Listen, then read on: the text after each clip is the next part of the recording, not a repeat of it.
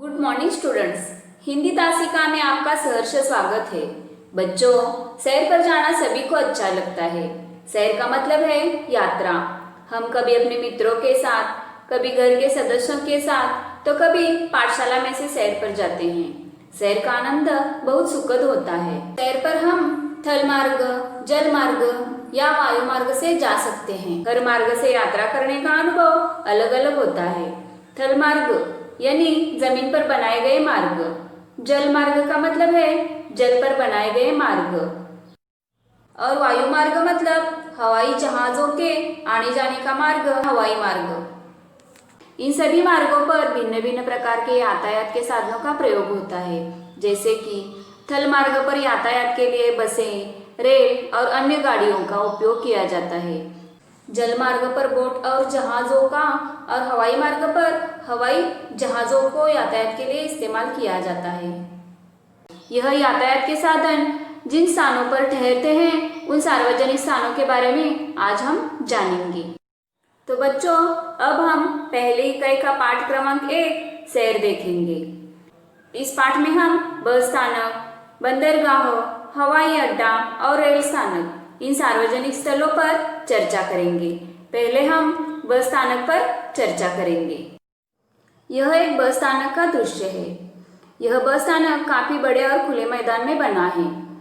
बस स्थानक में प्रवेश करते ही यात्रियों के बैठने के लिए एक बड़ा स्थान है। सामने एक बस खड़ी है। पास ही में यात्रियों की सुविधा के लिए स्वच्छता गृह बना है। दूसरी ओर पीने के पानी की व्यवस्था है। बसें खड़ी करने के लिए अलग अलग फलाट क्रमांक निर्धारित किए गए हैं। वहीं 2 बसें खड़ी हैं। एक बस की छत पर सामान रख दिया गया है। यात्री बस में चढ़ रहे हैं। बस पर सूचना लिखी है, राष्ट्रीय संपत्ति हमारी संपत्ति। अर्थात बस एक सार्वजनिक राष्ट्रीय संपत्ति है। उसे किसी भी प्रकार का नुकसान नहीं पहुंचाना चाहिए। कई यात्री अपने अपने सामान के साथ इधर उधर आ जा रहे हैं। एक समाचार पत्र विक्रेता समाचार पत्र बेच रहा है। एक व्यक्ति शीतल पेय बेच रहा है और एक बच्चा अपने पिता से शीतल पेय खरीदने के लिए कह रहा है। बस एक थलमार्ग परिवहन है। तो इस प्रकार बच्चों, हमने बस स्थानक की जानकारी देखी।